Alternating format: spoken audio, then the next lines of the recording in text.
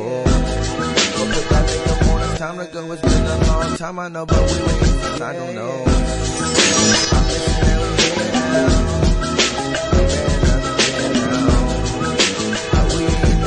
Cause life is still vicious, but I'm listening to ear now.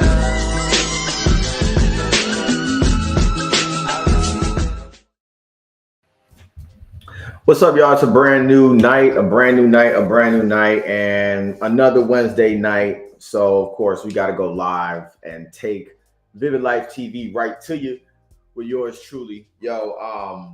This is different. This is a little different for a number of different reasons. Number one, setup is getting much better. I feel like I'm a little bit more comfortable in here. As y'all know, I recently moved, so these are things that you kind of gotta work on and you kind of gotta build up as you go.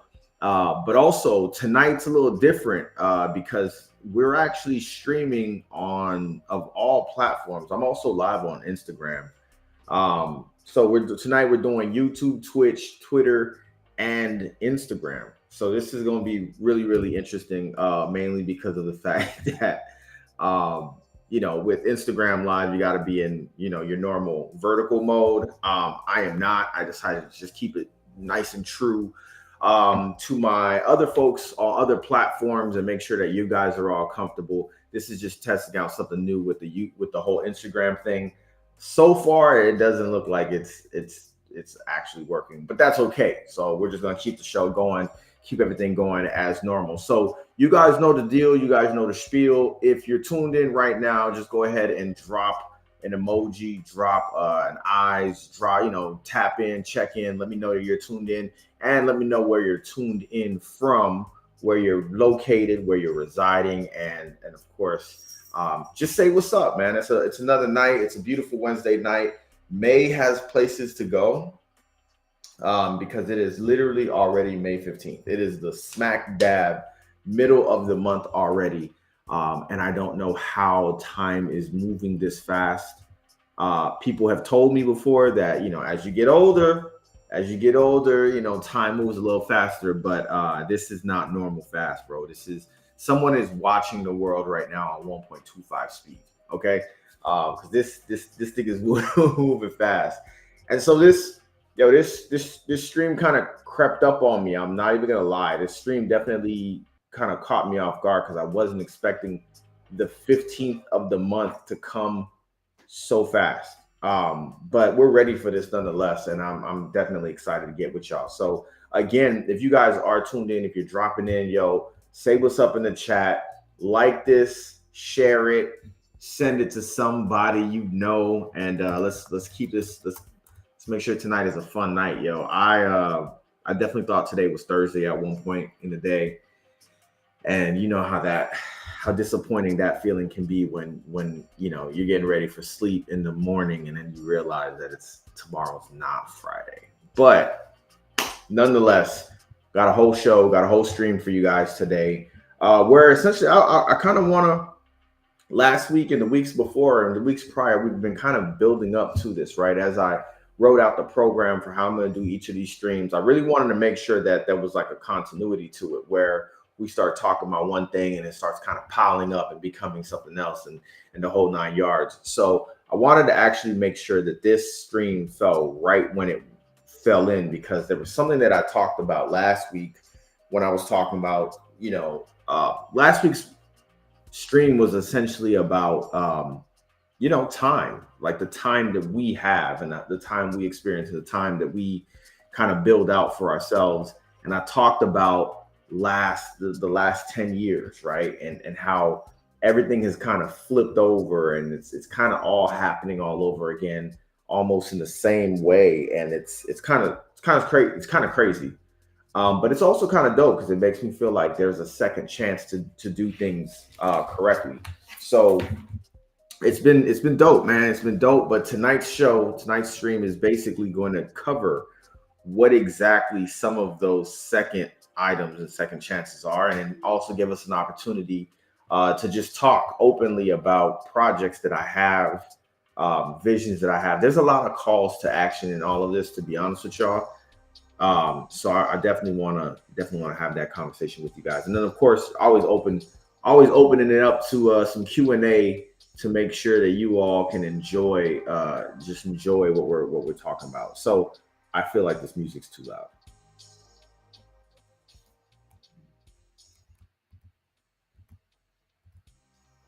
All right, there we go. So yeah, just an opportunity for Q&A for you guys to just get some inside scoop and inside knowledge of what it is exactly that I'm doing. So without further ado, y'all, let's get into tonight's topic, which is going to kind of range from kind of bouncing around, me giving some history, me giving some details about the business. And the business is really the most important part, right? There's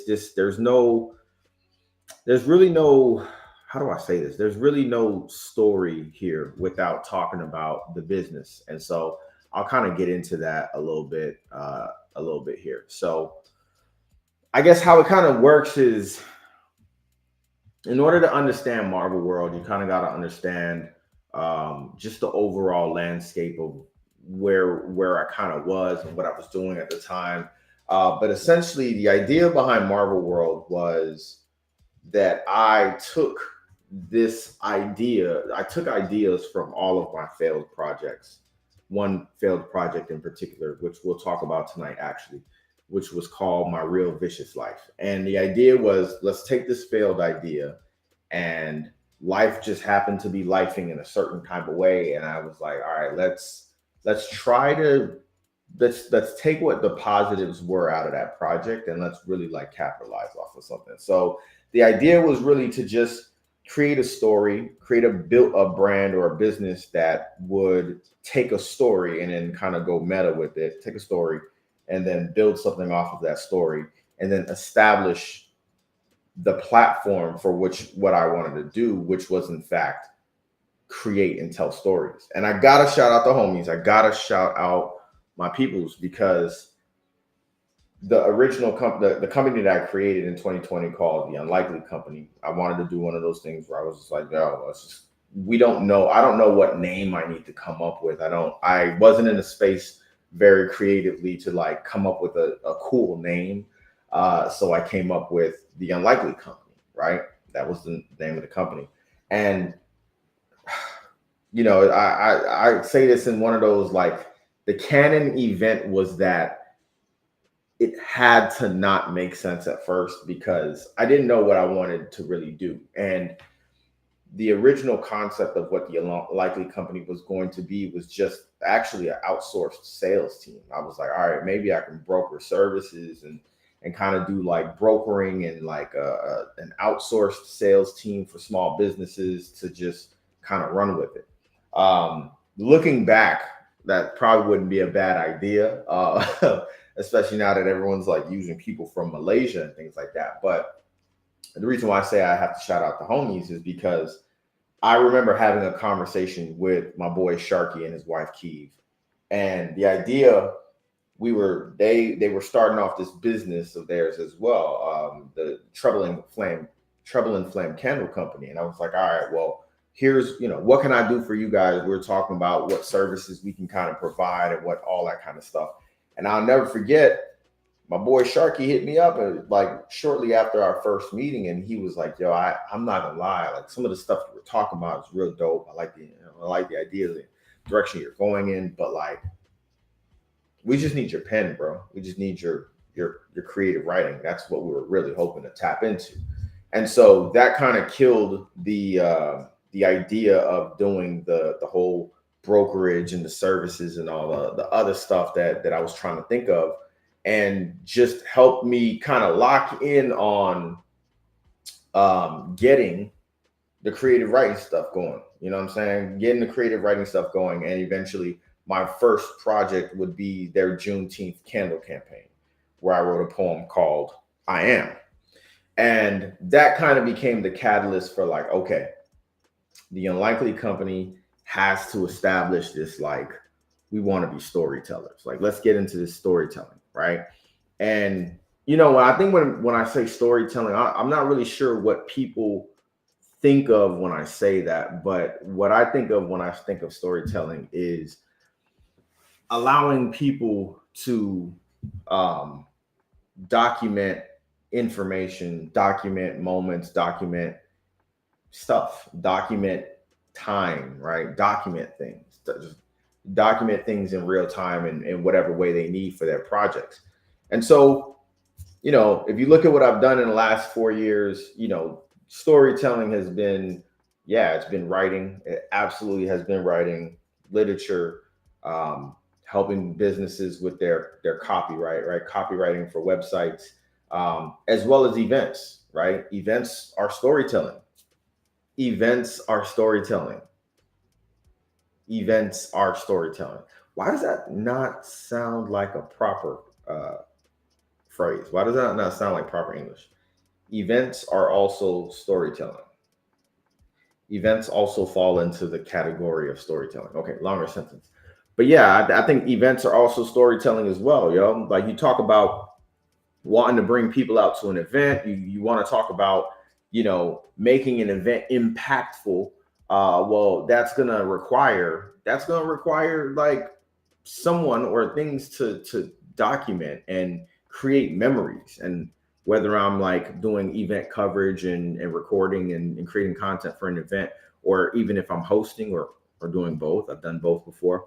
Um, I think it's about like this event has to create memories. Like we have to create memories for the attendees, and then we also have to document what's happened here so that we can create even more memories. Like I immediately think of the Culture Freedom Festival in December for Art Basel, Soul Basel experience down in Miami.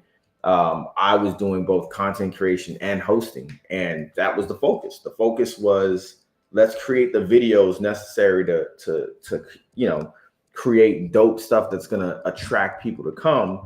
But while people are here, let's also give them a really good time, something that they've never experienced before. Give them an experience that they're going to want to always come back to every year and bring somebody and tell somebody and everything like that. So to me, events are equally storytelling as much as anything else, right? It's just about how. Everything to me is about like how. Anytime I'm doing consultations with someone, if I'm asking them or talking to them about what it is that they want to get started on in terms of a project, most times my first question to them is, all right, well, how do you want to tell the story, or how do you want people to feel? How do you want this to look? I ask very directed how questions, because how is, in my opinion, it's the most important question of them all, really. So I always focus on that, yo. I always think about that. I always kind of drive in that direction.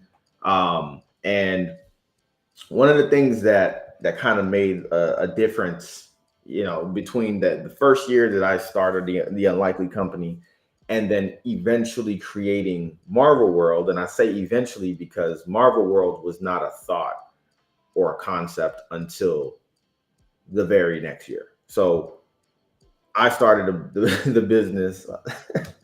I joke sometimes, and I tell people that I started a business with no plan because I just wanted a PPP loan. But I didn't go through with that. So yeah, so I created the business in 2020, and essentially due to just so many personal things that were going on in my own personal life, if in 2020, it was just like I didn't really feel compelled to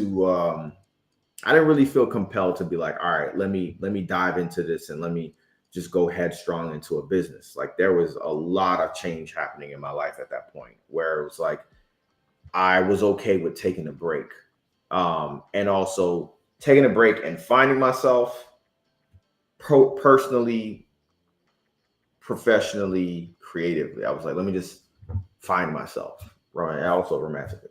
Let me just find what I like. I haven't really had an opportunity to just dabble in things, dabble in even nothing, right? Like dabbling in nothing is kind of cool. Like being bored is kind of cool these days. If you have an opportunity to be bored, you should take it. If you have an opportunity to do nothing, you should also take it, because there's something to be learned in those moments. And so I did that for a year. And not even at the end of that year, halfway through that year, as we kind of rolled into 2021, that's when I was like, yo, I need to answer, and I would like to answer for myself. What do I do? When people ask me, what do I do? I want to have an answer, and I want to have a really strong answer, and I want to have an obvious answer. Like I want it to be so obvious. I want it to be written across my forehead. And when coming up with these things and kind of writing out the 5-year plan for it and building all of that out, I decided that I was just going to use 4 of my best disciplines, right? 4, the core 4. I call it the MRVL core, which is, it's in the name of the business as well, right? MRVL is an acronym, and I tell people this all the time. MRVL is an acronym, and it stands for My Real Vivid Life of Writing, Recording, Live Events, and Development. Writing at the core. I'm a writer, y'all. Like, it doesn't matter what you see me do or how you see me do it. I have binders upon binders upon binders. I have notebooks upon notebooks where I'm sketching ideas. I'm writing out ideas. I'm writing outlines. I'm writing thoughts, ideas, doodling, the whole 9, yo. Like, I'm a writer. And it always, for me, everything always starts off with writing. So that is, to me, it's like, it's just a straight up given, yo, straight up given. So writing is just at the core. At the time, I was writing The Inheritance of the Grace Family, Origins 24, one of my collection books. I had already published We Missed a Meeting, which we'll also talk about both of those later on. And I had ambitions for more and more and more of that. So I know that at all times, always at my core, at my spirit, my God-given talent is writing. I can write. This is why it's really hard to argue with me. This is why I'm really hard to debate. I tell people that all the time. I'm really hard to debate because I can write an outline to an essay in my head. And when we're just debating, you didn't do that. Okay. Just take precaution when you're, trying to debate me or trying to prove yourself right to me. I'm really hard to do that with because I can write a mean thesis statement and an essay in my head without ever touching paper. And so, writing is always at the core. And then after writing is recording. Recording is recording. Is it audio? Does it matter? Is it visual? Does it matter? Like, we record. My goal is to always record and to create some form of record or document about what's going on. So that's just kind of a very vague and generic recording. Live events, it's a must. My other God-given talent is that I just got the gift of gab, right? And I'm able to just speak in ways and freestyle. None of what I'm talking about now, and nothing that I'm ever talking about on these live streams are scripted, where I just speak exactly what is, what's been coming out of my mouth. I have generally like an idea, like I have these outlines that I write, but that's just my outline. That's my core. That's my thoughts. That's my, the way of kind of organizing the thoughts so I know what order to go in. But live events is just so key. It's so core. It's how we connect with people. And I even think that live events has also evolved in a way where live streams are live events. I don't know if people just feel like that, live streaming and things like that is a thing of the COVID past. But let's be frank, right? COVID kind of showed us that there was a huge value to going live. And I think that I've said this many times before on VividLife TV, where I think that going live is just, it has such a huge benefit to your audience that wants to connect with you in real time, that can't because we have these non-chronological feeds and things like that. Going live is just a huge benefit. So to me, live events now also includes these live streams for sure. And then developments, right? One of the things that I think that I enjoy a lot, and I do this almost on a consultative basis, is just helping people flesh out ideas. Every idea that I have is not a good idea. Hallelujah. Somebody praise, right? Somebody say amen real quick.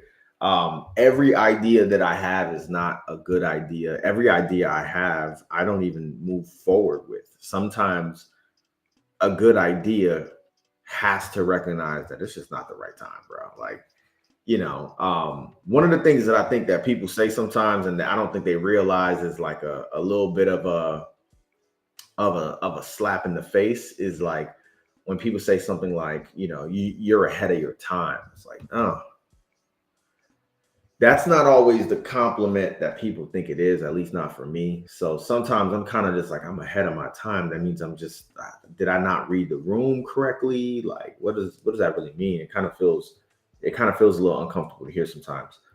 But sometimes you just got to flesh those ideas out and kind of put them in your back pocket. And so developments to me is kind of like that, what they like to call labs sometimes, right? Going to laboratory and the laboratory and just kind of flesh things out and try stuff and get creative and just kind of throw things around just to see what comes of it. Sometimes when you're brainstorming, you get new ideas for something that's completely not connected, right? And I enjoy having those sessions with people and talking with people and even just kind of getting experimental on my own. And sometimes I even get into execution mode before I realize something is not a good idea, right? I'm thinking of a project right now. And so, those four things kind of just became where, Marvel World kind of just built its own kind of brand. And the brand was definitely, we are storytellers. That is our motto. That's the motto. That's the brand, right? Marvel World, we are storytellers. And the idea is that, I really wanted to kind of create a brand that could speak to the portfolio that I had at the time, and the portfolio that I really wanted to have, which, as I was writing different stories, like I said, the focus was just to continue kind of building on that and to create something that could be easily recognizable from that standpoint. In 2024, man, we're telling different stories. The stories have changed a little bit based off of the idea that, like, there's so much more to tell, and we've discovered different ways to just tell more stories. In 2020, I was thinking about writing. Everyone needed something written. Yeah. And it's like in 2024, content is king, video is king. And so many of the inquiries that I have gotten, and rightfully so many inquiries that I've gotten as a business owner have just been around, like, we want you to shoot this video. We want you to create this video. Your vision, your knack for creating video that is visually compelling and tells a story. We want that. And so this kind of takes me to my first point of the night, which is things have most definitely changed, right? And just going to kind of go into this very, very lightly because I feel like it's going to come up a few times. But in 2022, in 2021, I had a crazy idea of how I wanted to introduce Marvel World. And I wanted to really create something that was like seemingly impossible, but it would be done. And the idea was to take all or a large majority of my Instagram story, right? It's this documented real-time 24-hour micro story. And I wanted to take as many of my Instagram stories as I possibly could to create a documentary that would tell the story of what the year 2021 was like. And I remember dropping the first trailer for that and showing that and kind of making that like, yo, boom, here it is. Like, this is the year 2021. This is where Marvel World kind of came out of. And first things first, that was a ridiculously hard. I will actually say that was very impossible to do because of the fact that Instagram does not let you just all willy-nilly go into your archive and start downloading a bunch of stories, right? So just the labor of trying to download 1 day's worth of story posts it was like, all right, this is not going to work in the way you think. But nonetheless, it still ended up creating kind of a cool concept where it was like, all right, well, let's legitimately just talk about what that year is, and we'll use what we can use. And so in 2022, at the beginning of 2022, I released really the first project under Marvel World, which was My Real Vivid Life. The Preface is the End, Part 1 and 2, which is available on my YouTube channel now. And it's kind of just raw storytelling of how Marvel World came to be and where the phrase My Real Vivid Life even came from. So, we talk about, when we talk about just overall, how that came about and projects like that. My Real Vivid Life was definitely that. And so what's coming of My Real Vivid Life now, right now, it's actually a vlog series on my YouTube channel. I am Alex Auguste. It's a vlog series, My Real Vivid Life, where I kind of just talk about, life. I walk you through processes. I did one where I took you through the 24 hours before my book launch in 2023 for I Too Cry Purple Tears. But it kind of felt a little out of place, right? And I think over time, the storytelling style that I really want to do with that just didn't really match that. And so we're actually going through a little bit of a change right now where Marvel World will have its own YouTube channel coming this June, and then its core kind of content and its vlog series will be My Real Vivid Life. So My Real Vivid Life is a phrase that just makes so much sense to just the overall kind of the bigger brand. While we'll be switching things around on my YouTube channel to kind of support that overall. So My Real Vivid Life will be moving away, basically, like I mentioned, from my YouTube channel and be going to the official Marvel World YouTube channel, which I'm actually really excited about releasing and launching. So yeah, let me take a quick little second to breathe in between that.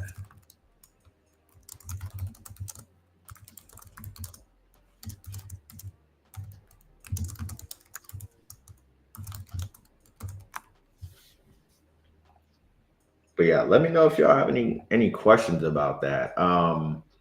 The kind of the basis of My Real Vivid Life was really just like this phrase that originally, yes, it is mine, but I have decided to decenter myself from all of the kind of the focuses of Marvel World, right?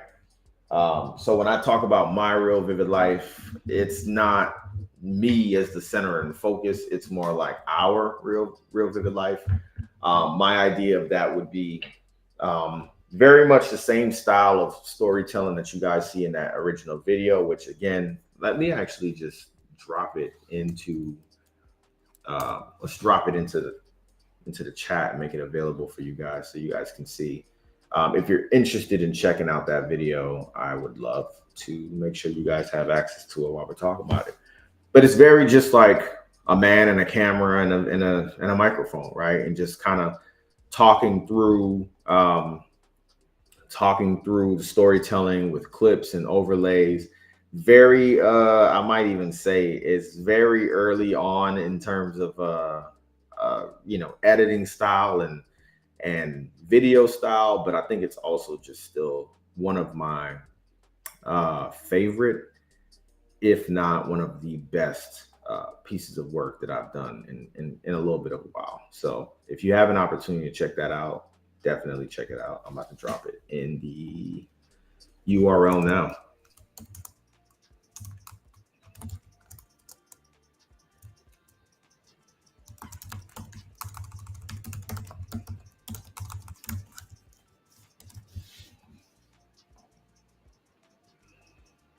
All right, so there goes that. You guys know how this works. You can click that, you can scan that, and it'll definitely take you right to that video. But yeah, man, I think being able to create a video like that for guests, for people who come in, for other folks to tell their stories, would be pretty cool. And I'll tell a little bit of a hint. Actually, it's not even a hint.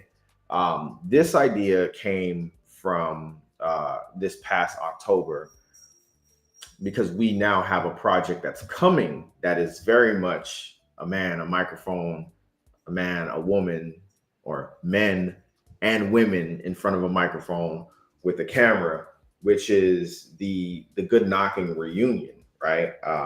That is actually going to begin post-production, and the goal for that is to release it in October, during USF's homecoming week this year. That was a really good example of exactly what it is that we're, talking about here in terms of the storytelling styles. And I don't think there's a better story to tell in that style than the story that the collective has to tell in that video. So Good Knocking was previous business of mine that started in college at the University of South Florida as a live stream. It started off as a live stream. It became a radio show.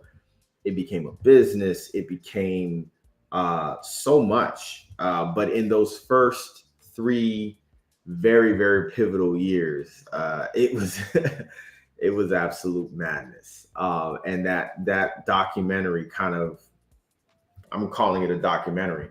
That documentary covers like what happened, how did we all meet, how did it get so great, some of the highlighted moments, some of the milestones, and then it finally just covers like what went wrong, right? A lot of people don't know what went behind the scenes of Good Knocking radio back in college, and we are now 14 years removed from that. But it's one of those things where it's just like, I don't have kids, but like if I had kids and I was telling my kids about like that time, I feel like halfway through telling the story, I'd be like, I sound like one of them old heads. Like I just sound like, oh, y'all young kids don't know. It's just one of those kind of stories. It's not wild. It's not like crazy, but I think that, with how much radio has kind of fallen out of the main stake as like a huge platform, I don't even think they would realize the significance of it. But that's neither here nor there. Good Knocking reunion documentary will be coming out in October. And that kind of brings me to my next point, which is there is a little bit of a bigger piece of the puzzle here. You notice I haven't even talked about like Alex Auguste, right? We're talking Marvel World, just Marvel World right now. And that kind of brings me to the point of like, how do you separate, right, the man from the brand? How do you separate Alex Auguste from Marvel World, right? Which I feel like that's kind of something that always happens with solopreneurs. Why is it different? And the reason why it's different is because, October. Listen, it's a lot of content. Like it's a lot, and I need to give myself plenty of time to just work through all those kind of things. So the reason why it's kind of separated is because the voices are just different, right? The voice of the brand is very different than I Am Alex Auguste. I Am Alex Auguste is me, right? And Marvel World is more outward facing, more external, more kind of, be that as it may, we kind of shape to whoever story we need to tell. And so I'm actually creating just Marvel World Productions. And when I say creating, it doesn't need to be like created as an entity. We're business, right? It's just Marvel World. But I definitely do have intentions on creating Marvel World Productions social media platforms, so that those projects that are exclusives of Marvel World can have a place to live and go without necessarily being like tied to Alex Auguste. My style is kind of just my style. These are more commissioned projects. These are more of the bigger projects. And then sometimes they will be Alex August projects, right? It's the idea is not to just completely cut them off from each other.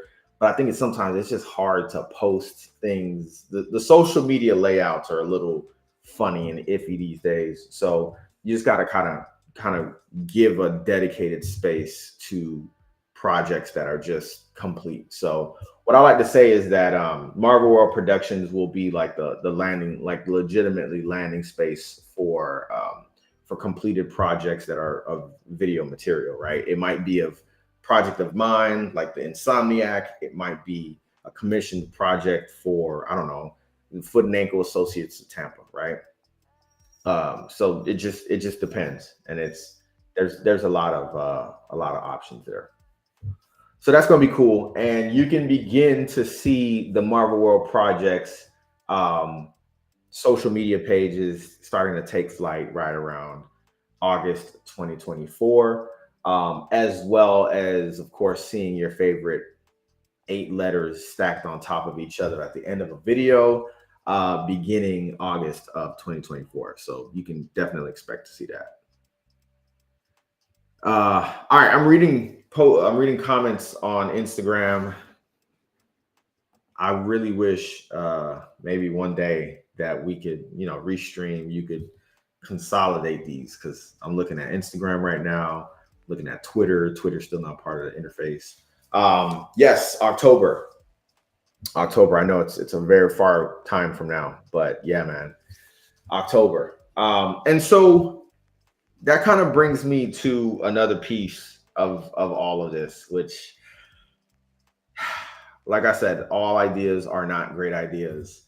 But yeah, I'm gonna read from the teleprompter. Okay, all right, just bear with me. So, getting the stories we tell the proper light and reach is kind of always a part of the how questions we use to begin building our foundations for all of our projects. How will we begin the story? How do we want to portray ourselves? And how will we market this project? Everywhere we go, we are met with these how to questions, or these how questions that force us to think deeper, dig deeper, and to focus on how we spread our seeds around. So when the idea of spreading our seeds came, how we tell stories brought us back to a place that was both exciting, challenging, and all an opportune all at the same time. My real vivid life as a project made me realize how much impact a single story could have on others, and reminded me that it's always bigger than just me, which is why we create 5 pillars of the vivid life. So the 5 pillars are, I talk about this all the time: journey to purpose, endless adventure, individual celebration, collective effort, and stars and roses. Each stand as pillars that you can adopt to enrich your own life and be part of a bigger community. For Marvel World, a community needs a publication. And this is like my craziest idea, which I'm not afraid to say crazy ideas, but um, collective effort represents the acknowledgement that we are stronger together as a community than we are as individuals. It represents finding our place in the world, sharing the journeys we each respectively been on to get to this place, the present, while moving forward towards a fresh future. I I almost started this off wrong. So let me think about this. I enjoy reading people's stories. I enjoy reading a good editorial. I still read editorials, yo. I still read, the Inquirer when Kid Cudi was in the Inquirer. I read I think it was the Inquirer as well when Quincy Jones was interviewed. And I like editorial pieces that are very, very editorial, very storytelling in their nature. And so the idea of creating a publication, a magazine, basically, has been something that has kind of been haunting me for like 2 summers now. And it is not fleshed out. It has not been hammered out. It is one of those difficult things where, we now live in the AI world. Writing is challenged, and people believe. I'm not going to say that this is true or anything like that, but people believe that magazine journalism is dead. So this is a tough one, yo. This is really, really a tough one. Like I mentioned, every one of these ideas that I have that I'm going to talk about tonight, they're not all, there, but the idea of bringing a magazine to life, it's been done before. Good Knocking Entertainment Group had a magazine.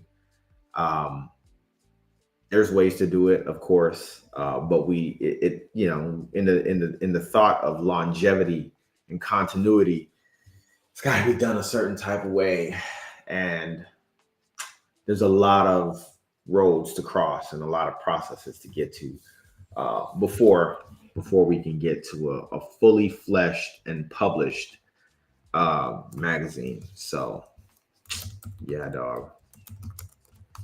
One of these days.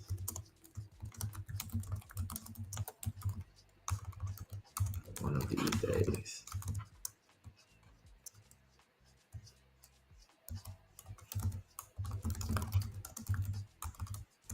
It's just the development. That's the developments I was talking about.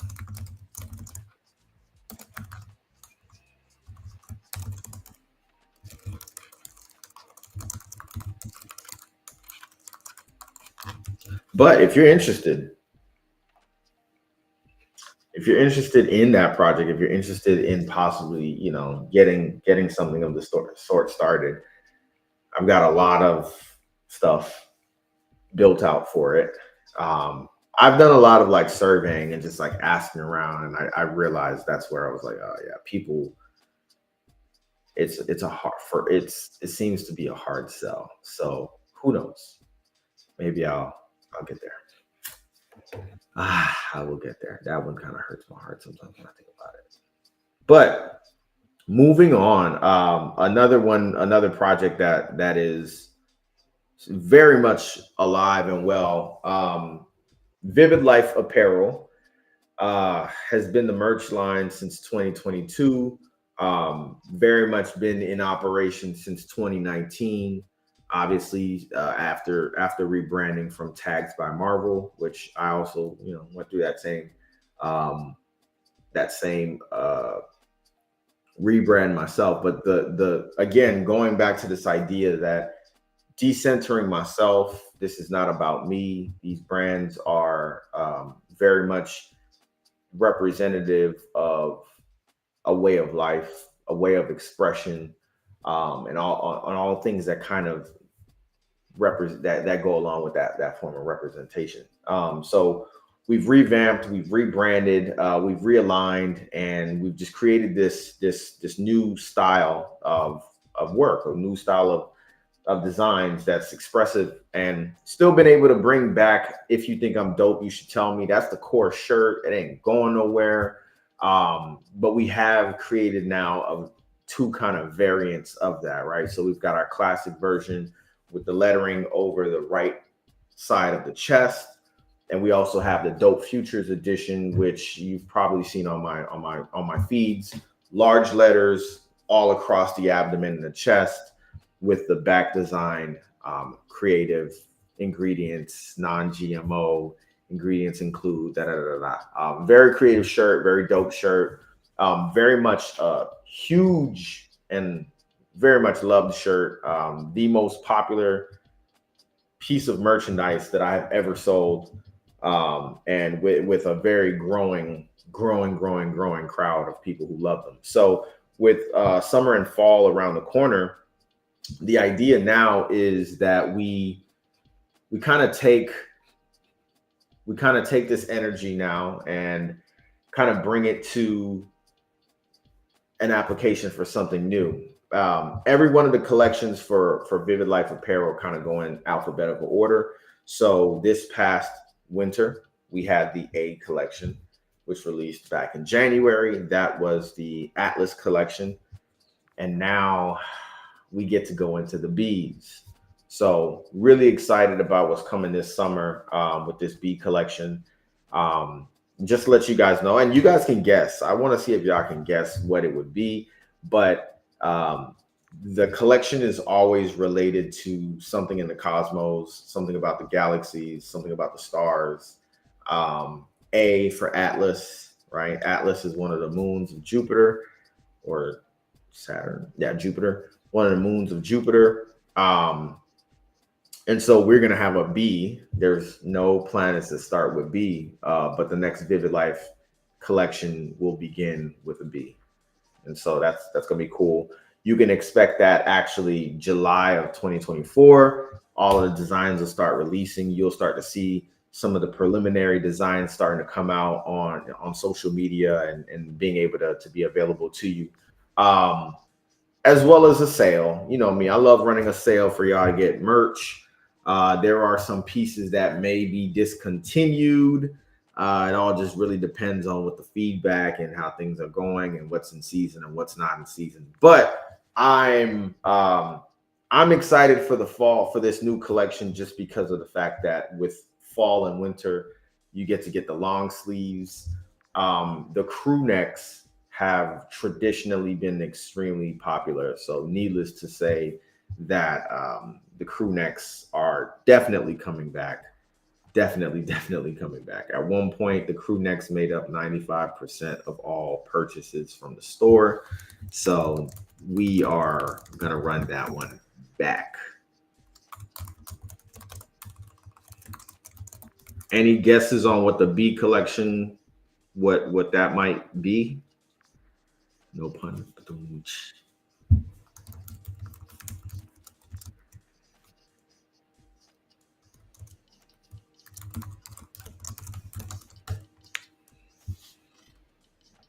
I almost just randomly said it just because it's such a catchy. It's a very catchy and interesting word. But if you are not familiar with Vivid Life apparel, I wear quite a bit of it often. Some of my favorite designs. Check out these. Check out the QR code. Check out the entire website. We are a Shopify shop. So you'd be able to purchase, use discount codes and more. Just check that out at your earliest for all of the current designs from the Atlas collection and more. If you are also part of my website and you're a subscriber, you also get discount codes pretty often as well. So if you're interested in locking in discount codes, go to I am Alex Auguste, alexauguste.com and subscribe for the opportunity to get those. So yeah. All right, so we got 4 people locked in on Twitter. Y'all drop in and just say what's up real quick. We got 4 people locked in on Twitter. We got 1 on YouTube. We got somebody on Twitch as well. And we got some people locked in on Instagram. What's going on, y'all? This Restream, man. Let me just talk to y'all about Restream really quick, especially on the Instagram side. I talk about this often. But this is what it looks like in terms of going live. I could have done the vertical video to fit better for Instagram. So if you're watching this and it's tough to watch on your phone, I do apologize. But if you want to see it clear and in better focus, go to my link in my bio and just click on the link for YouTube, and you should see me live on YouTube, or go to Twitch, or go to Twitter, anything but Instagram. But I have the most amount of followers of any platform right now. It's between Twitter and Instagram, which are 2 of the most frustrating platforms right now, as you can imagine. Also the ones that I have been on the longest. So that's probably why they're more frustrating. But Instagram is kind of tough to navigate off of.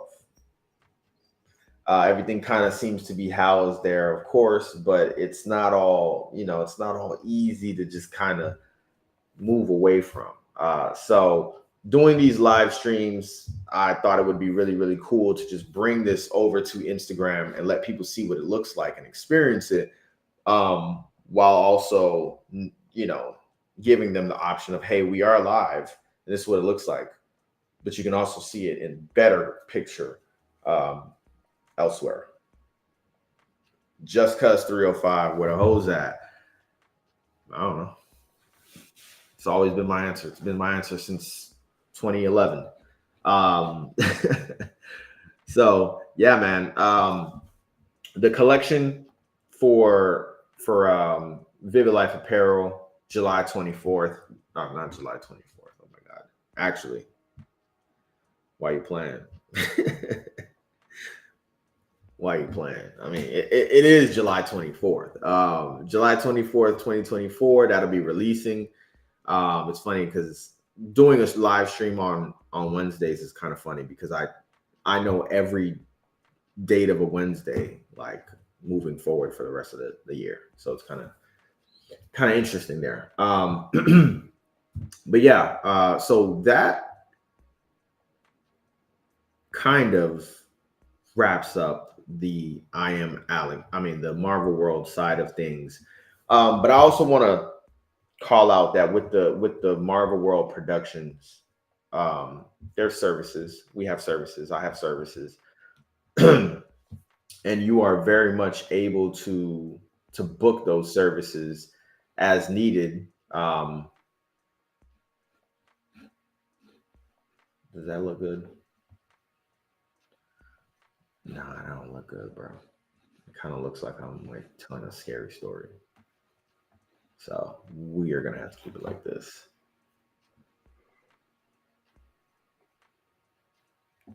Oof.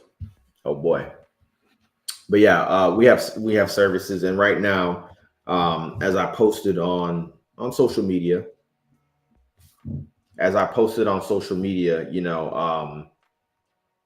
right now, the month of May, if you're looking to get started with me on a video project, it is a matter of just locking in at $80 as a deposit. And I can kind of break that $80 down, right? I don't speak on it often, but the $80 one locks in. First and foremost, it has to lock in the date, right? That's the point of a deposit, is to lock down the date. Hey, you want to work on this day? All right, cool. Let's lock down the date. And then the other part that this covers is just the overall technical setup. I talk about this all the time when I do talk about this, which is, if we're talking about 4K videos, if we're talking about the heavy lifting of transferring files into your ownership and things like that, it requires a lot of data and storage space. And so it's really just locking that in, getting that commitment from you, to be able to start working together. That's really all it is. So I think an $80 deposit for that is simple. And so that's really what that call is for. So if you're interested in getting started with video work, if you have an event you want covered, if you want to create a personalized video, a reel, all of that, definitely reach out to me. Let me know. Let's get started on that. And I wanted to actually say this part yesterday as I was doing my story posts. Give me 1 second really quick.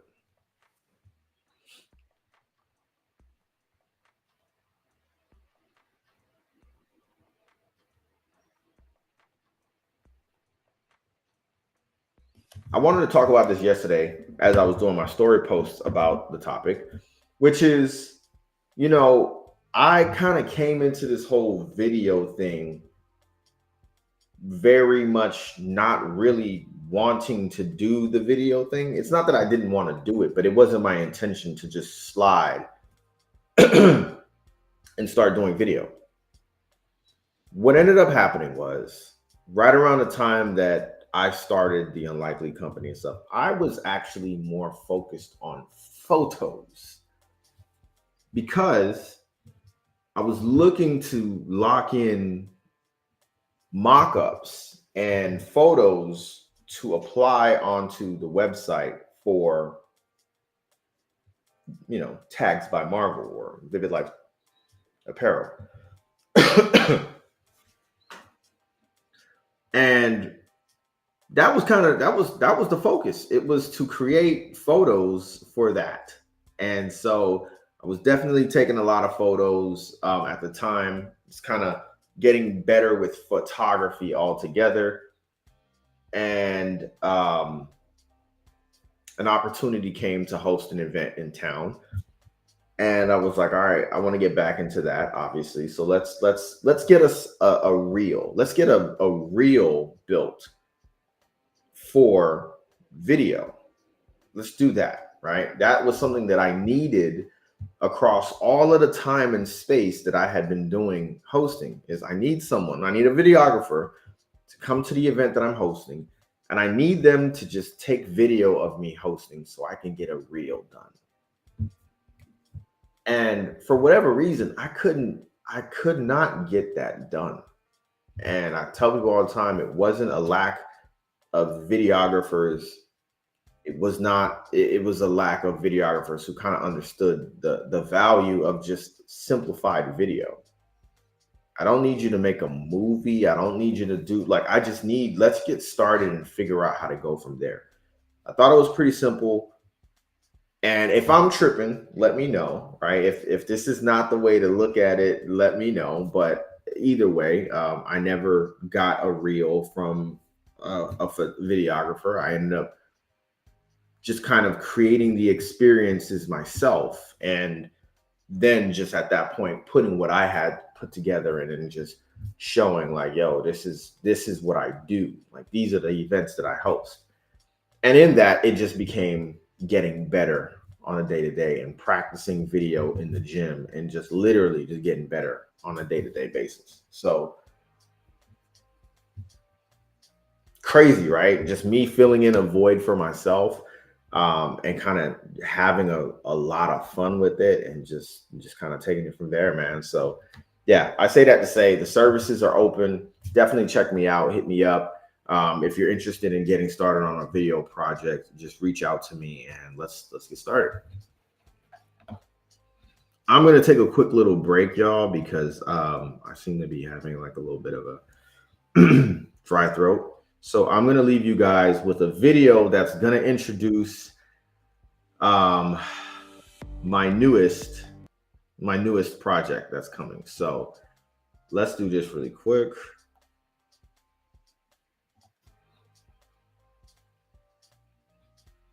Let's do this really quick.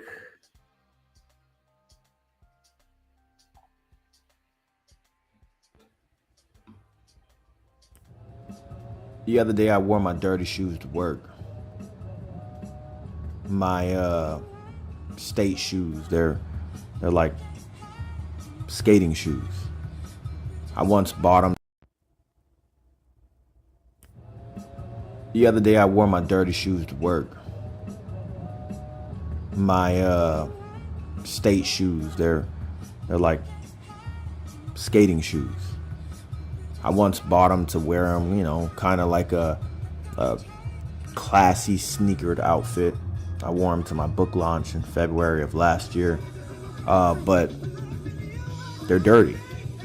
They've got some dirt in the canvas. They're not quite as white and sparkling clean. They've got some stains on them, and nonetheless, I decided to wear them to work, paired with, a pair of Armani Exchange slacks and a nice black Mandarin Colin t-shirt. And I kept thinking to myself that I wanted to do this because, well, I'm not wearing these shoes because of where I'm going.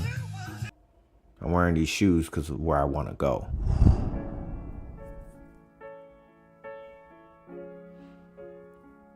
I want to go to the gym. Somewhere where I can get grungy, somewhere where I can get nasty, somewhere where I can get dirty.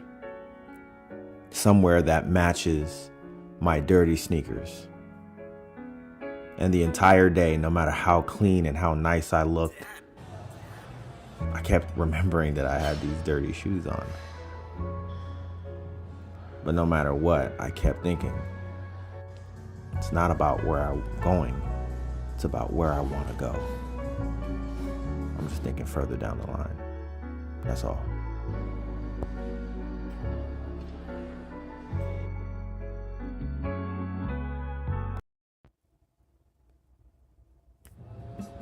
The other day I wore my dirty shoes to work.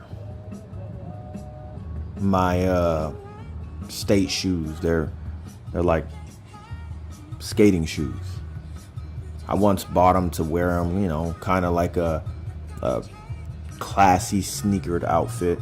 I wore them to my book launch in February of last year, but they're dirty.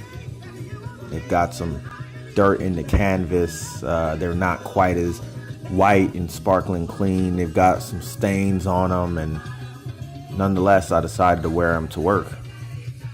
Paired with, you know, a pair of Armani Exchange slacks and a nice black Mandarin Colin t-shirt. And I kept thinking to myself that I wanted to do this because, well, I'm not wearing these shoes because of where I'm going. I'm wearing these shoes because of where I want to go.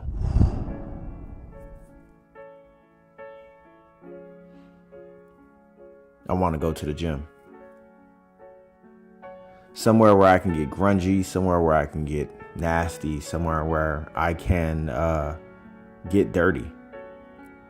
Somewhere that matches my dirty sneakers. And the entire day, no matter how clean and how nice I looked, I kept remembering that I had these dirty shoes on. But no matter what, I kept thinking, it's not about where I'm going, it's about where I want to go. I'm just thinking further down the line. That's all.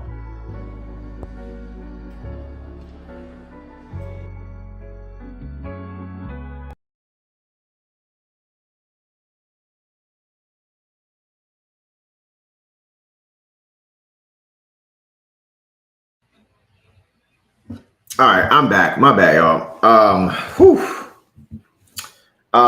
That feels so much better. But yeah, so that video right there represents kind of the newer direction. It is actually a spoof, so please don't take it too seriously. But on social media, man, I've been talking about like just video, right? I've been talking about shooting in 24 frames per second, 30 frames per second, 60 frames per second. And my idea behind it, the reasoning behind this, and my idea behind this is actually that I really enjoy video, like some of the technical aspects of videos. And without nerding out on that, the idea is really I want to create the creation of a vlog series that would replace my real Vivid Life, and this vlog series being called Life in 24. Right, where the vlog series is a little bit more cinematic in general nature, with me doing one of the things that I just absolutely hate doing, which is voiceovers. Tonight's voiceover that you heard was done on my phone. The voiceovers that I'll be doing on a regular for the vlog will be done on the desktop, because nothing pisses me off more than having to do a voiceover on my phone. It doesn't matter about little mic, big mic on the lavalier, all that kind of stuff. I just don't like doing it. It's like straight up. There's no way to clean up the audio. There's no way to optimize it. There's no way to compress it. It is not for me. Don't try to convince me that otherwise. So, and phones have too many microphones.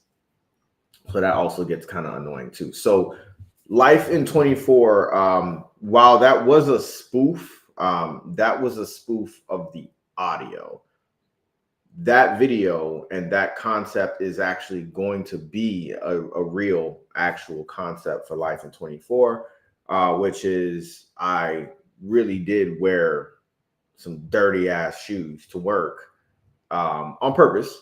And the idea behind that was like, It's because I wanted to go to the gym with the shoes after work. I didn't want to. I didn't want to have to pack 2 pairs of shoes to go to work, right? I already have to pack 2 book bags, 2 laptops, 2 everything. I didn't want to do that. So I wore my dirty shoes to work, and it just kind of, I journal a lot. I don't know if you guys know that, but I journal a lot. If you go on my YouTube channel, you'll see the videos. It's a lot of journaling. It's a lot of me talking, just kind of me talking through an idea and talking through a thought, even these live streams like that. And so between my love of journaling and my love of just cinematic, very, very cinematic video, kind of bringing those 2 worlds together to create this vlog series, that is going to be kicking off June 1st. And so that's going to be kind of dope. Very much, like I mentioned, just cinematic, life in 24, really taking you for real behind the scenes to show you how I do what it is that I do, right? I feel like I kind of pop out with ideas and then I do them and then I kind of just move on. And I think sometimes it kind of leaves you a little bit like, did this nigga just like, like, did this nigga just go in a fashion show? Like, did this nigga just walk in a fashion show? Is this nigga modeling now? So it kind of answers some of those questions for you by just showing you behind the scenes, which is going to be really dope for when I do this this horror reel for the May video challenge. Which, by the way, I should tell y'all that it's going kind of good. It's going kind of good. I got some green screen back there because I am trying to test out to see how good I can get with green screen. Like I'm very, very interested to see what damage and what danger I can create with green screen. What's going on, Patrick Jonovan? Sony has it. Sony has a mic. I'm looking at the timestamp. You might have said that right around when I was talking about the microphones. There is a pretty decent, maybe 9-second latency between Instagram and the actual stream. So just bear with me as I kind of work through that.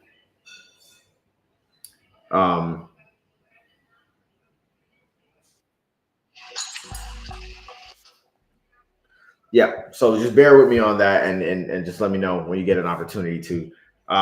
So yeah, let's actually drop this in here now.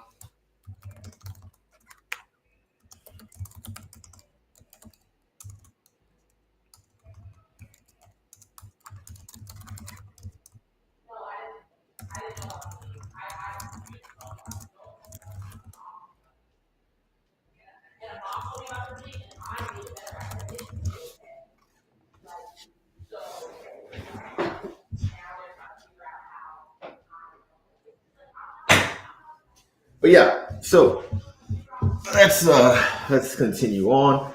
So outside of that,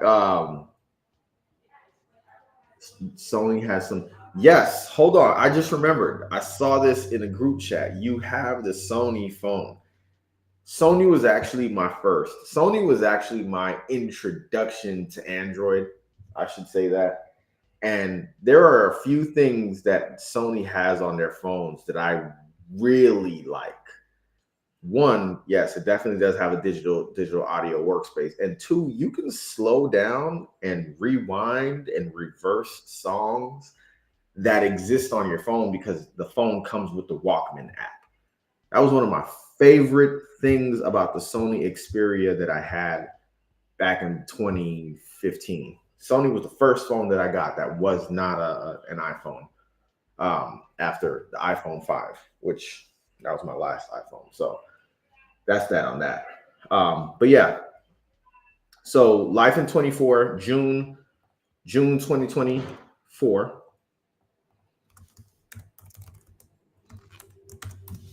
If you're currently subscribed to I am Alex Auguste, definitely check that out. Keep an eye. Keep an eye out for that. And then next, I can't do world in progress. And so here's something of a fun fact to know. The name of this stream is World in Progress, which just kind of walking you guys through and talking about projects and where I am with them and just all kinds of ideas in that. Fun fact, I have done this every year with or without a stream for the last 3 years. World in Progress start has always been about just updating and saying like, hey, the summer's coming and then the fall, like what am I working on? And it's been flyers and graphics in the past, and this year I just decided it would be cool to just talk about these things and show people um, what this looks like. I could most certainly have Tim cooked it up and kind of Steve Jobs it up and turn this into a full keynote. But I think that I don't want to do that as of yet, because I want to make sure that it can be done in a way that really just demonstrates where we are with so many of these projects. So just doing this, and then of course blogs and all the things will be coming out tomorrow and stuff like that. So in 2018, I published my first book. It was an amazing feat that I set myself out to do. It wasn't a goal. It wasn't a 75 hard. It was nothing like that. It was an idea that was bothering me and haunting me for so long. And I decided like, yo, I'm pretty sure I can do this. 453 hours of writing later, I published a book, right, in 2018, and it's called We Missed the Meeting.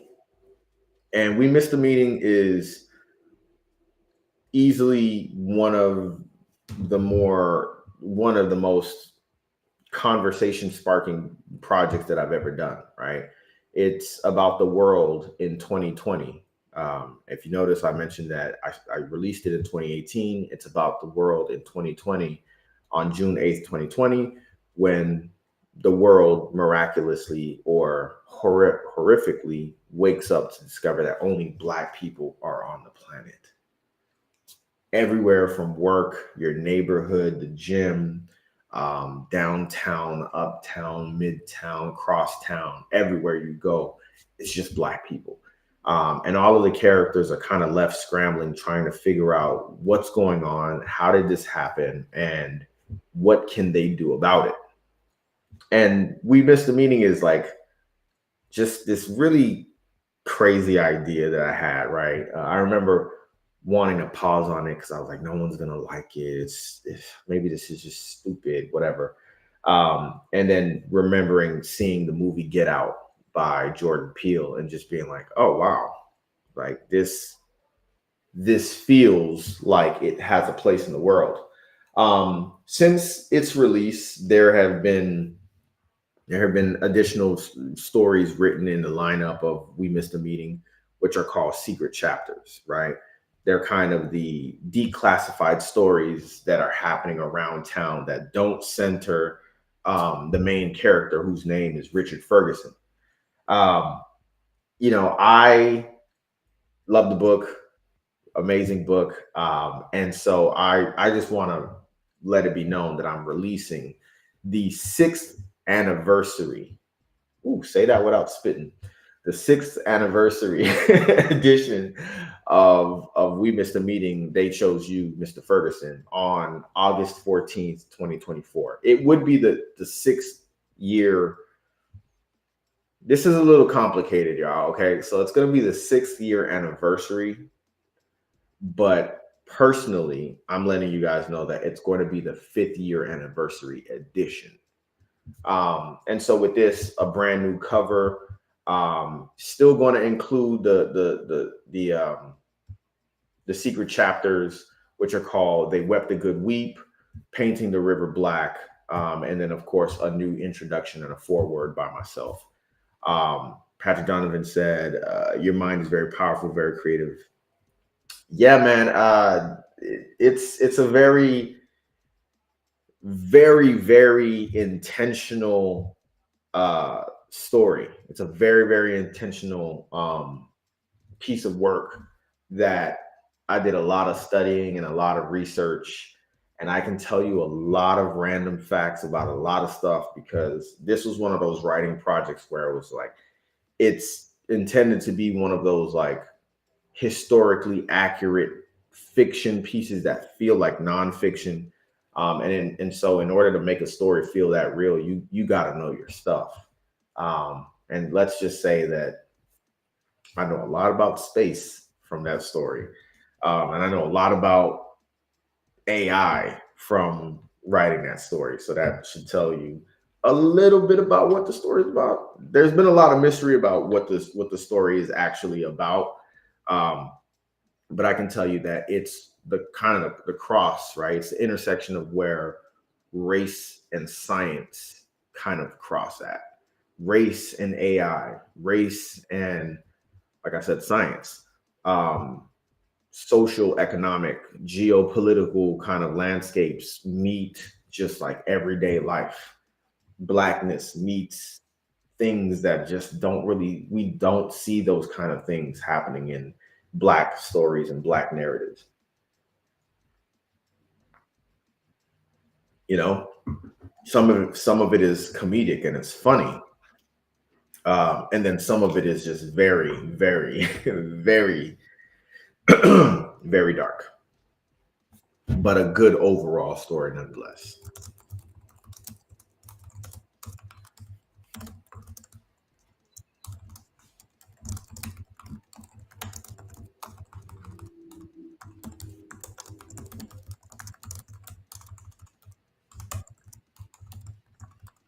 And I think the what really makes We Miss the Meeting kind of sharp. What makes it really sharp is like the the side stories. The characters are very, very dynamic. Um, and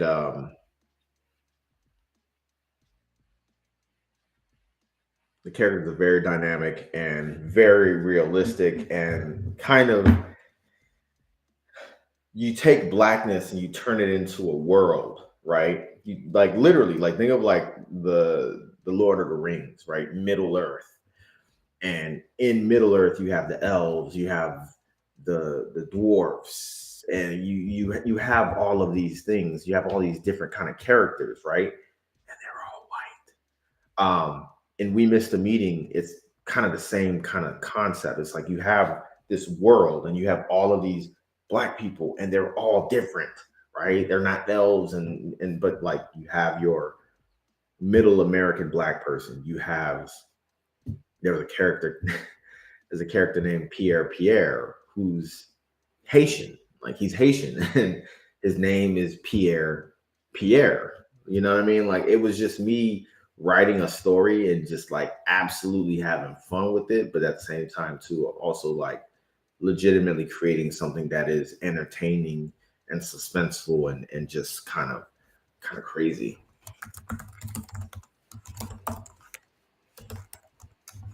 So that's going to re-release on August 14th, 2024. The original We Missed the Meeting released on August 16th, 2018. So this is a good time, yo. And I mean, we got to talk about the sequel, which the sequel is crazy, man. It is crazy because it is one fun fact, y'all. I don't like sequels. I don't. There's very few sequels in this world that I liked and I would watch again. Perfect example: Transformers 2, Rise of the Fallen. Cool movie, but like I don't enjoy that movie. Like I really enjoy Dark Side of the Moon. I enjoy Transformers 1. Um, The Matrix. Really enjoy Matrix Resurrection. I mean Revolutions. Sorry. Matrix Revolutions, really loved it. Main Matrix, loved it. Matrix Reloaded. mm, not so much. There's just something about sequels that I don't really enjoy. And so that kind of obviously made it very difficult for me to write a story and then have a sequel to it. So, um, yeah, tough stuff. But the sequel for We Missed the Meeting is called Some Assembly Required. And that sequel has been under construction since truthfully telling you guys this, right? Kind of telling you how hard it is to write a sequel. I started We Missed the Meeting in, let's call it like November of 2016. November of 2016, I started We Missed the Meeting. I finished it June of 2018, and I published it in August. The last 6 months of the book was really me just revising and revising and revising and revising and revising, trying to make sure it was sharp. I have been working on We Missed the Meeting, Some Assembly Required, since September of 2018. Like as soon as the book released, the very next month, I was like, all right, let's start. Like, fuck it. Like, I want to start right now. Like, let's just get to it while it's still fresh. And yeah, let's just say that the name Some Assembly Required really makes sense to how this book was written, because essentially how I have been writing the book is in a patchwork of stories that I am literally just like cramming together. So imagine writing 12 pages over here and then writing 32 pages over there. But then instead of those pages and those pieces kind of being back to back to each other, they kind of intertwine. So it's like making the story just all over the place. I don't know why I did that way. I don't know what I was thinking. Um, there's a lot of characters involved, but yeah, it still is a really good fucking story. I'm not gassing myself up when I say this. In 2020, I released a chapter of it called, one of the chapters is called Pearl White Bends. And it is like, I read it and I was like, this is crazy that this is even me. So it is literally my best work. I don't want to give a date. I don't want to give a date for Some Assembly Required. Like a mini series with different stories from different characters. It's maybe not a mini series. It's more like, how do I say this right? Think of, I'll just tell the story. The first story ends with a block party, right? This is 2020. It's an election year.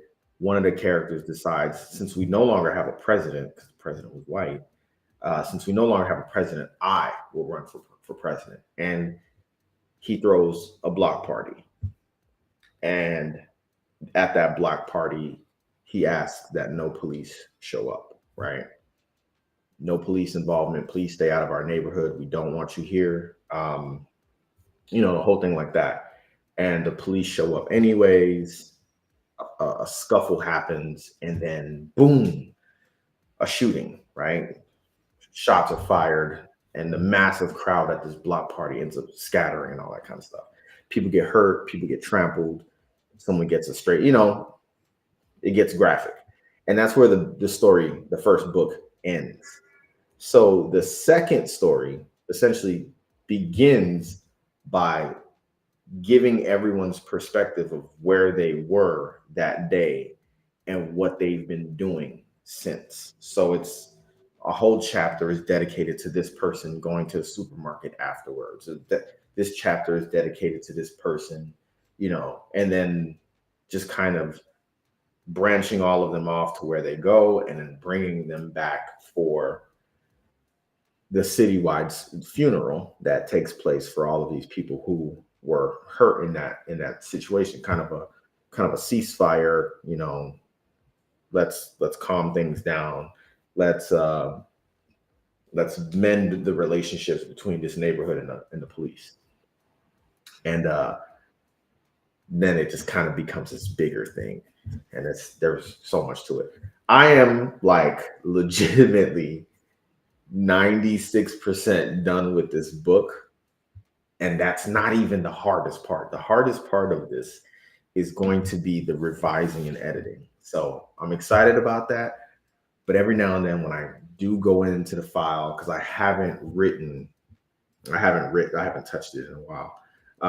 But every now and then when I want to, I just like open the folder, and then it's just like 46 documents that are like part one, part two. It's like why did I do this to myself? All right, so yeah, can't tell you guys when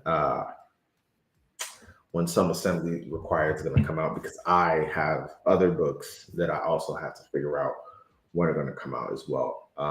2 years ago, I did sit down and I planned out what my release dates would be for all of the books that I want to write through 2030. And I got to tell you guys that it requires a revamp. So I don't really know like how many, when you're a self-published author, no one tells you how many books you should be releasing per year. That's too many books. So it's kind of hard. It's like, do I release one book a year? Do I release 2 books a year? Like, do I release books the way Gucci Mane was releasing mixtapes back in, like, what do I, you just don't know. So it's kind of really hard to figure that out. This next one, earlier was talking about music, or I was talking about my real vivid life as a phrase. And I'm just going to kind of cut to it very, very quick, because I'm coming up on 90 minutes of the stream. 9 long years ago, before I was writing books, before I was doing videos, I put out my last music project, and meaningful and intentional music project, 9 long years ago, which released on Dat Piff. This was pre-DistroKid days and everything like that. And so with The Perfectionist out, with The Insomniac out, with kind of these videos that I've been dropping where you can hear a sound bite, and people have been noticing like, that's you wrote that and everything like that. I thought it would be a good time to just kind of honor the past kind of situation, and really call back, to the days of the good old Mr. Marvel, as he used to go by, right? 1 part poet, 1 part radio host, 1 part internet troll, and another part artist, right? So just, calling back that 21, 22, 23-year-old Alex Auguste, doing the things that, had to go by aliases and things like that. I thought it was really cool. Like I mentioned, this idea of honoring that and re-releasing My Real Vicious Life, the mixtape that started all of this, right? When I think of all of my creative projects now, I literally I just pull from that mixtape. There was a lot of intentionality in that. There was a lot of like inspiration. There was a lot of creativity put into that. And it's also the project that my business now has its namesake from, right? My Real Vicious Life. I decided life doesn't need to be vicious, so we switched it up to My Real Vivid Life. And so the mixtape is actually going to be re-released and housed on my website, along with the previous mixtape as well, which is called Marvel Reloaded from 2013. So I think when we talk about our portfolios and what we do and what we've done and stuff like that, I think that it's important to just honor your past projects. Were they failures? I don't know. Like, do I need to consider it a failure? Like, is there a reason why I should try so hard to to look into the past and say, well, you know, I'm not a rapper with a multi-platinum album, so I'm a failure. Like, nah, I think that the lyricism, the intentionality, the meaning behind it, and the fact that like it's inspired so many projects from me now. I definitely just want people to hear it, right? It's just put it out there like that and add it to my portfolio of things that I've done as a creative, which goes into, you know, this other idea, which I'm just going to say it now. Last week I talked about the death and rebirth kind of thing, and being in a place where all of a sudden every year around April and May, things just literally go to shit and then just get great. They just get good again. Like May comes and then life is peachy all of a sudden. And you know, thinking back about, you know, Good Knocking has resurfaced, and we're doing a Good Knocking reunion, and that video is coming out. That documentary coming out in October. We Missed the Meeting is getting re-released. There's like these re-releases and these kind of revisitations. Everything's kind of just flipping back over to just happen all over again. It got me thinking about a conversation I had with a buddy a couple years ago where I listen, when I say I support people, like I support people for real. And I have friends who have mixtapes online who I still to this day listen to.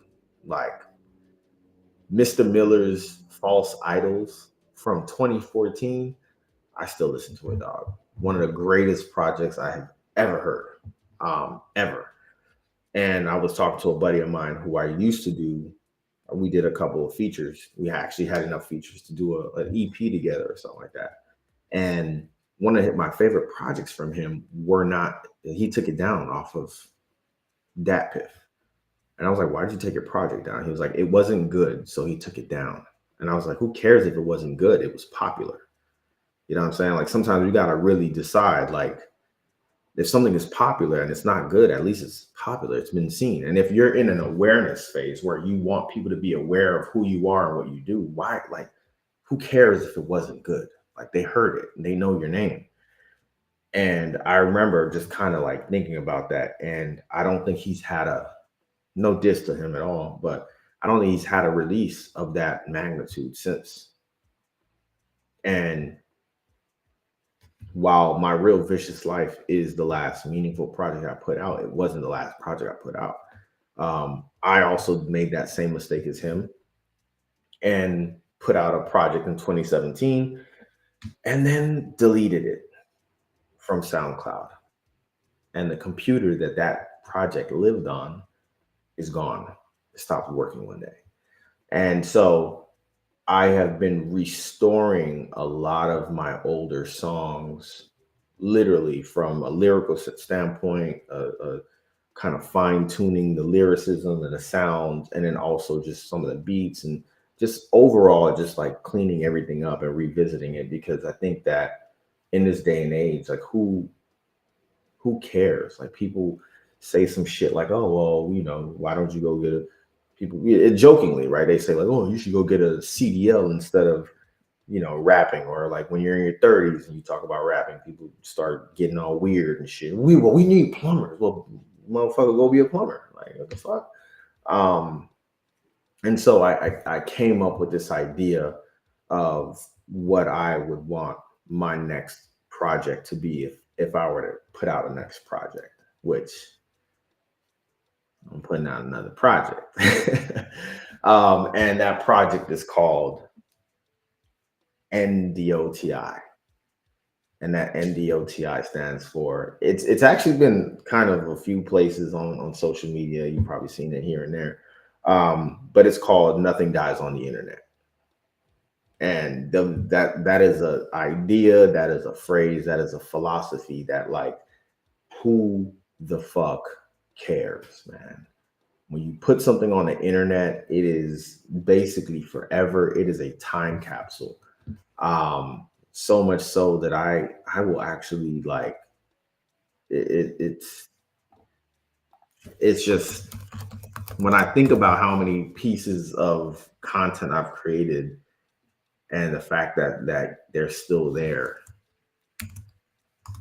It's kind of wild to me, right? So the idea would be that we get to do this all over again, and we get to we get to we get to do this all over again, and we get to sorry, you know, I'm distracted. I'm trying to pull up a video for y'all. Yeah, we get to do this all over again, and we kind of learn from our mistakes. And the number one mistake we make is thinking that no one's watching, and thinking that, like, everything's got to be perfect, and it's got to be up. It's got to be a million views, and this. And I think that, I mentioned earlier, no one's ever bored anymore. Everyone's afraid to be bored. Everyone's afraid to have a hobby that's not monetized. And I think music is a really good hobby, actually. You know what I'm saying? So the project is called Nothing Dies on the Internet. And part of life in 24 will show me restoring these projects and restoring these songs and restoring all of these audios, and just kind of creating and kicking that off. So very much excited about that. I'm gonna incriminate myself real quick. Ah,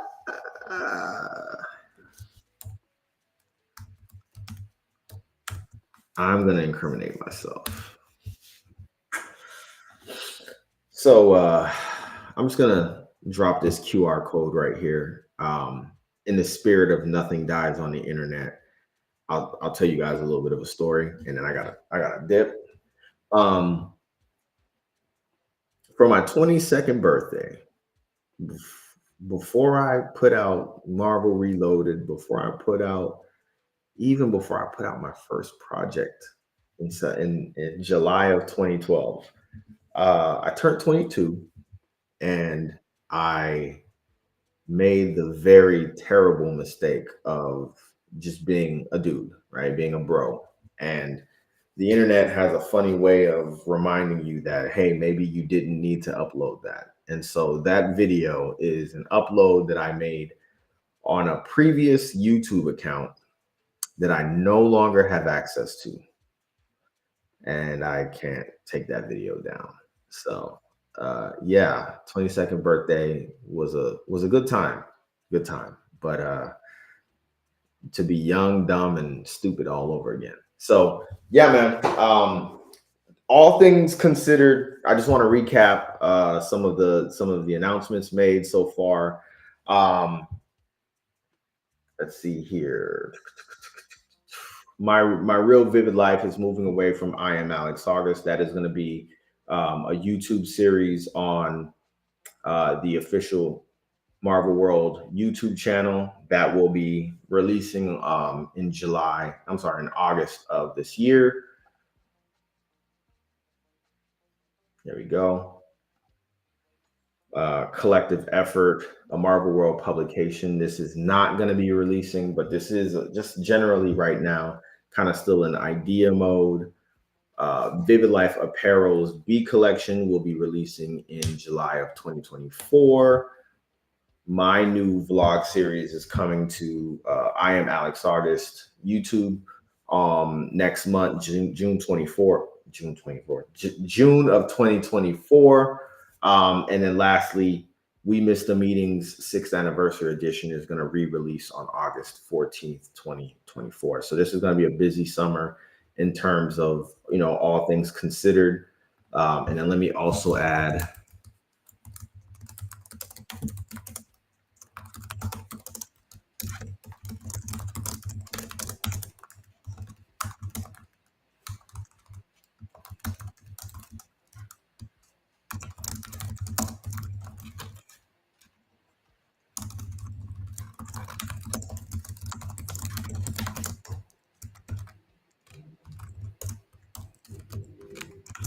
so yeah, y'all. I'm gonna just leave that there.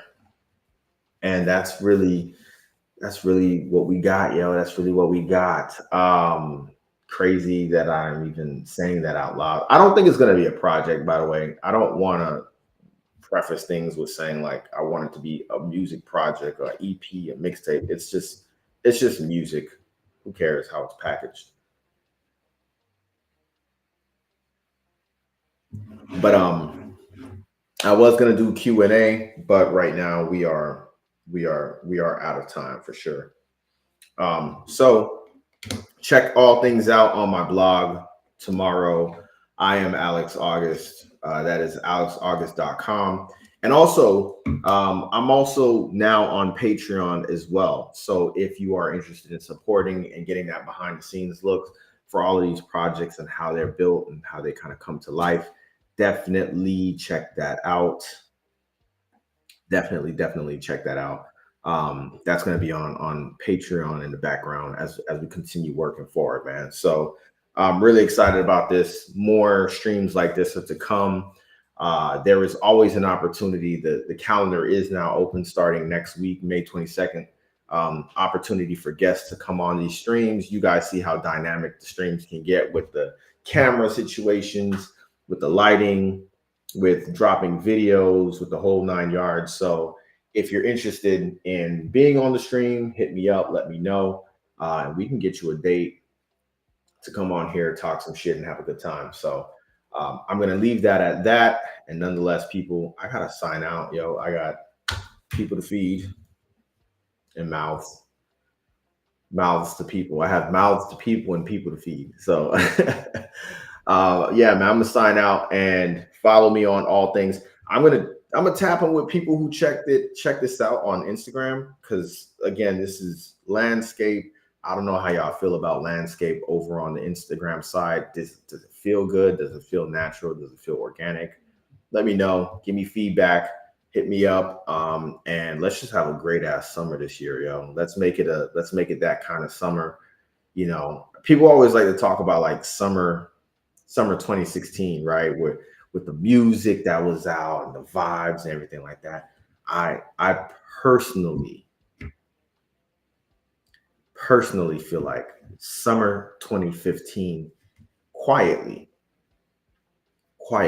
was a better summer than 2016 for a number of different reasons. I'm not going to get into it, but it was a much better summer 2014, maybe even. But let's just make it feel like college summer, you know, summer A, summer B, summer C. Have a lot of fun, a lot of outings, and let's connect for real in real time. Join that Discord channel if you are interested in joining the community again. I'm gonna put it up one more time.